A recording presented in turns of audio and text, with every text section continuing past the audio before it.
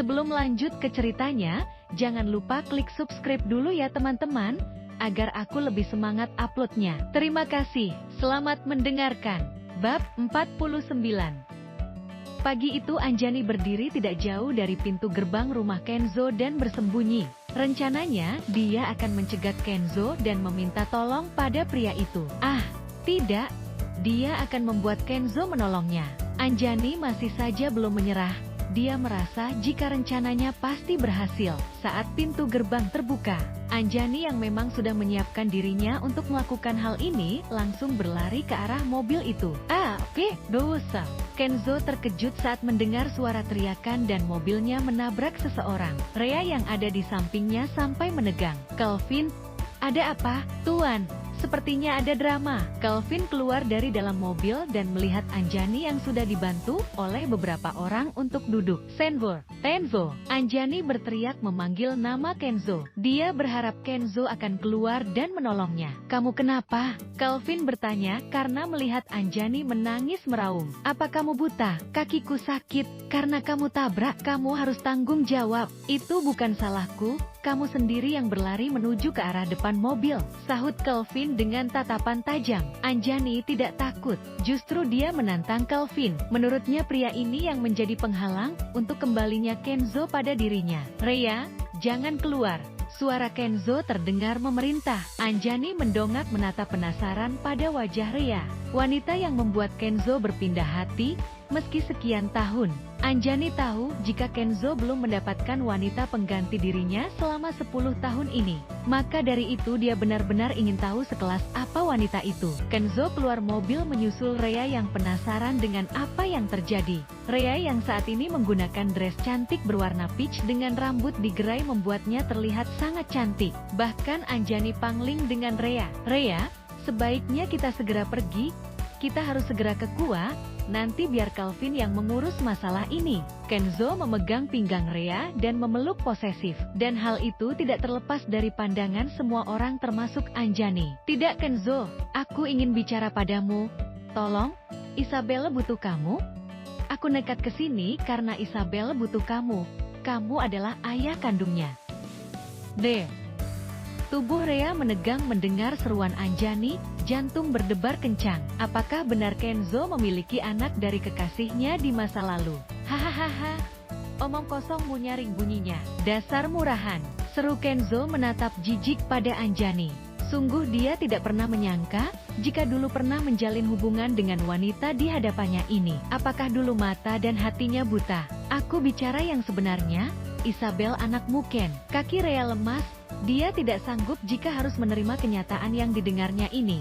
Jangan percaya padanya sayang. Wanita itu gila, dia menginginkanku karena sekarang dia sudah bangkrut, bisik Kenzo di telinga Rea. Dia tahu jika Rea pasti syok mendengar ucapan Anjani, dia ingin Rea tidak terpengaruh. Benarkah, aku memang brengsek, tapi aku tidak akan menebar benihku sembarangan? Jawab Kenzo. Rea bersungut sambil bersedekap dada. Rasanya kesal sekali jika mengingat sepak terjang Kenzo di masa lalu. Tapi Rea tahu jika itu semua sebelum Kenzo bertemu dengannya. Dan selama beberapa bulan ini, Kenzo sepertinya bisa menjaga diri untuk tidak melakukan kegiatan itu. Kenzo menatap Calvin dan memberikan kode. Calvin mengangguk mengerti. Edo, urus wanita ini. Beri dia uang yang kusediakan itu, dan buat dia tidak muncul lagi di hadapan Tuan Ken. Edo yang berada di situ memberi hormat. Siap Tuan. Kenzo menarik pinggang Rea untuk masuk ke dalam mobilnya kembali. Dia berharap Calvin kali ini benar-benar bisa mengurus Anjani. Jadi benar kalau Tuan punya anak dengan wanita yang Tuan cintai itu. Aku mau banget punya anak dengan wanita yang aku cintai. Sekarang juga boleh, Kenzo menggoda Rea. Ya sudah. Saya turun saja dan Tuan kembali sama Mbak Larasati Anjani itu.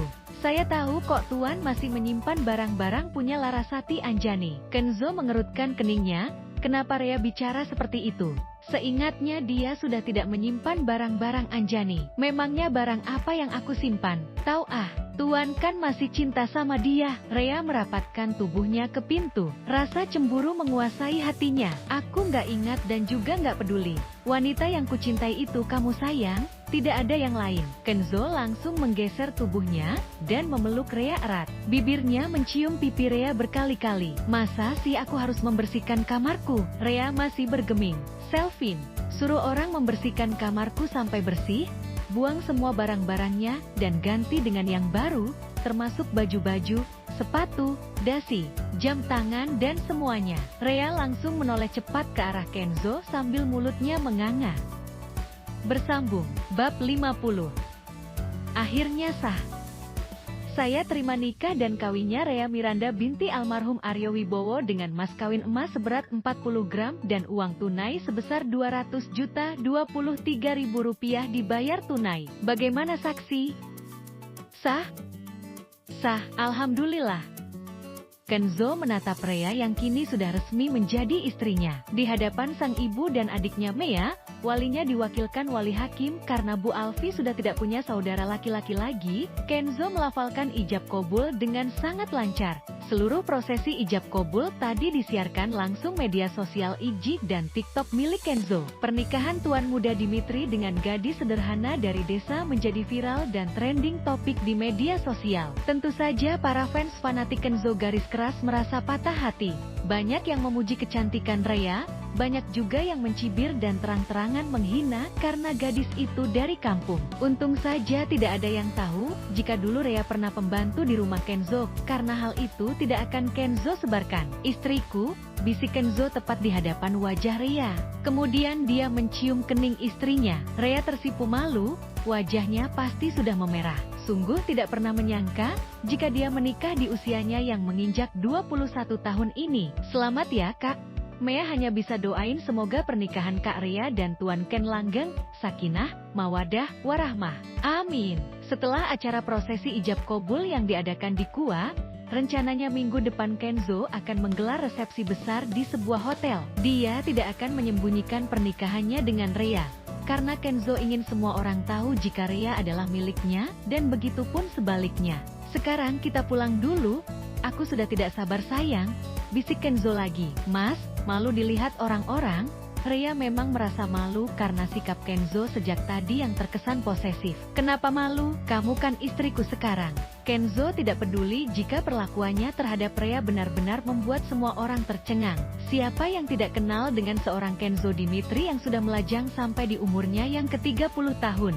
Bahkan dia yang sering digosipkan dekat dengan wanita cantik dari kalangan artis selebritis, dan juga anak dari pejabat. Tidak pernah ada yang melihat dengan terang-terangan Kenzo memperlakukan seorang wanita seperti dia memperlakukan Rea. Akhirnya karena Kenzo tidak tega dengan istrinya, mereka memutuskan langsung pulang ke rumah dan memulai lembaran baru di hidup mereka hari ini. Di dalam mobil, Kenzo langsung menyuruh Kelvin untuk menutup bagian skat tengah mobil karena ingin bermesraan dengan sang istri. Bukan Kenzo namanya kalau tidak langsung menerjang Rea. Bukankah sekarang mereka sudah halal dan Rea mau memberikan semuanya untuk suaminya? Mas, jangan di sini, cicit Rea saat Kenzo sudah menciumi lehernya. Aku hanya ingin menciummu saja, sayang. Kenzo langsung menggigit leher Rea untuk memberi tanda di sana. Ah, Tuan. Kenzo tidak memperdulikan teriakan Rea karena langsung membungkam bibirnya. Permainan Kenzo selalu membuat Rea luluh dan menyambut ciuman itu dengan hati yang berbunga-bunga. Sementara itu di suatu tempat, Anjani harus menahan tangis kala mendengar berita tentang pernikahan Kenzo dan Rea. Semuanya telah berakhir, dan dia sudah tidak bisa lagi mendapatkan apa yang dia inginkan. Dia juga dipecat dari pekerjaan. Sekarang hidupnya sudah hancur, karena kegilaannya yang terobsesi menginginkan Kenzo kembali padanya.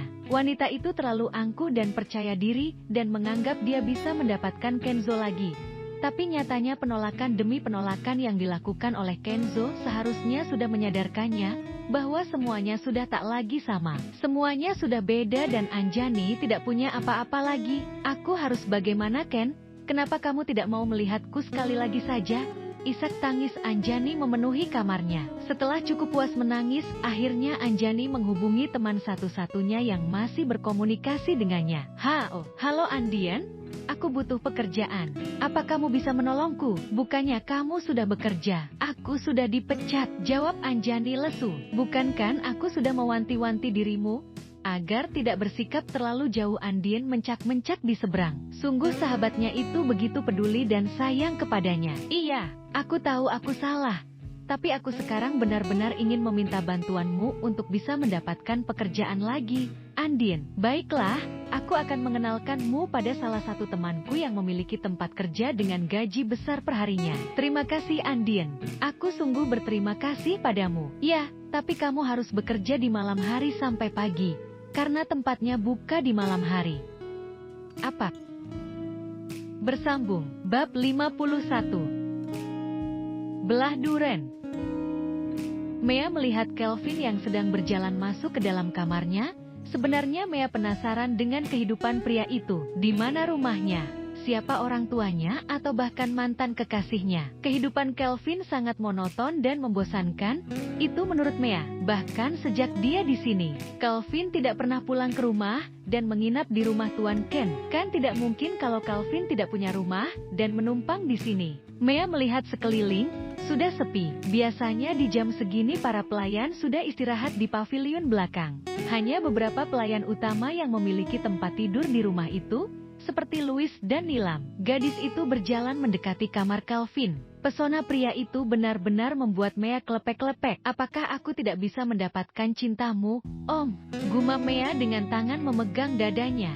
Sungguh mendramatisir sekali gadis ini. Mengejar pria dewasa di usia yang sudah matang seperti Kelvin adalah suatu hal yang mustahil. Tapi Mea tetap tidak akan menyerah. Tenhen, Kelvin terkejut saat membuka pintu kamar. Di hadapannya ada adik ipar sang majikan. Mea juga melongo tidak percaya jika Kelvin akan keluar lagi. Ada apa Mea? Kelvin tidak memanggil Nona karena merasa jika Mea masih anak-anak. Kenapa kamu berdiri di depan pintu kamar saya? Mea gelagapan ditanya seperti itu. Anu Om, tadi aku mau minta bantuan Om Kelvin, tapi tidak jadi. Hehehe, Mea hanya bisa nyengir. Ya sudah kalau begitu, ujar Kelvin tetap dengan nada yang datar. Mea kesal sekali dengan ekspresi Kelvin yang selalu menatapnya seperti itu. Dasar kulkas. Mea menghentakkan kakinya ke lantai. Kesal sekali dia, karena tidak pernah direspon oleh Kelvin. Apa? Tidak. Oh iya, mau kemana? Tanya Mea ketika melihat Kelvin memakai jaket dan tas ransel di belakang punggungnya. Dengan penampilannya yang hanya memakai kaos warna hitam dan celana jeans, Kelvin terlihat lebih muda kalau dandan seperti ini. Membuat Mea benar-benar jatuh ke dalam pesona pria itu. Aku mau pulang. Sana tidur udah malam. Jadi Om gak tidur di sini malam ini? Tidak. Kelvin langsung menutup pintu kamarnya dan berjalan ke arah depan. Om, boleh ikut nggak? Rengek Mea seperti anak kecil. Kelvin menghentikan langkahnya, kemudian menoleh ke arah gadis yang malam ini memakai pakaian tidur terusan di bawah lutut. Kelvin sempat terpaku saat menatap Mea yang malam ini terlihat lebih dewasa. Jangan aneh-aneh, Mea. Setelah itu, Kelvin melangkah kembali untuk keluar dari rumah Kenzo. Mea cemberut. Dia tidak tahu bagaimana caranya menaklukkan pria datar seperti itu. Di sisi lain, malam ini Kenzo dan Rhea sudah selesai membersihkan diri. Tapi tidak mandi bareng karena Rhea tidak mau. Setelah akad yang berlangsung siang tadi, banyak sekali orang yang mengirimkan pesan ke nomor pribadi Kenzo. Mau kemana sayang? Tanya Kenzo. Bentar Mas, aku mau kasih kamu kejutan, jawab Rhea mengedipkan sebelah matanya. Membuat Kenzo ingin menarik Rhea saat ini, karena berhasil menggodanya. Mas, tunggu ya. Rhea masuk ke dalam kamar mandi sambil membawa sesuatu. Setelah beberapa saat, Rhea keluar dari dalam kamar mandi memakai lingerie yang sangat-sangat seksi. Mata Kenzo sampai tidak berkedip menatapnya, menyaksikan pemandangan indah tubuh Rhea yang hanya berbalut gaun tipis itu. Ditatap seperti itu membuat Rhea menjadi salah tingkah dan langsung bersemu merah. Jangan ditatap seperti itu terus dong. Kenzo terkekeh. Dia pun berjalan ke arah sang istri dan langsung mencium bibir Rhea lembut. Malam ini, kamu tidak akan bisa lari lagi sayang, bisik Kenzo. Rhea memalingkan wajahnya malu ketika mata Kenzo menatapnya lapar. Namun Kenzo tidak akan membiarkan Rhea malu. Karena setelah ini, dia akan mengajarkan sesuatu yang luar biasa. Aku nggak mau tahu. Pokoknya malam ini kamu milikku, bisik Kenzo di telinga sang istri. Baiklah sayang, mulai malam ini aku adalah milikmu, jawab Rea. Kenzo sangat bahagia mendengar Rea yang berkata seperti itu. Pria itu langsung menggendong Rea ala Brad Style dan langsung merebahkannya di atas ranjang. Kenzo langsung menerkam dan mengukung Rea, serta mencium bibirnya dengan lembut. Rea membuka bibirnya agar Kenzo bisa lebih mudah mengeksplor di dalamnya. Ciuman itu semakin panas. Mereka saling memagut dan saling melilitkan lidah menari-nari di dalam sana. Kenzo mencium leher jenjang Rea dan memberi tanda merah di sana. Kenzo kecil sudah menegang, Rea bisa merasakan benda keras itu mengenai perutnya. Rea semakin menggila merasakan ciuman dari Kenzo yang semakin panas, sambil Rea memainkan Kenzo kecil. Aku sangat mencintaimu, istriku, bisik Kenzo di telinga Rea. Aku juga sangat mencintaimu, suamiku. Kenzo menyentuh tiap inci dari tubuh indah sang istri. Dia pun langsung membuka lingeri seksi Rea dan membuangnya asal. Kenzo menatap lapar ke arah bukit yang masih ditutupi oleh kain berenda itu. Rea semakin melenguh kala Kenzo menjelajahi bukit kembarnya. Sayang, aku sudah tidak tahan.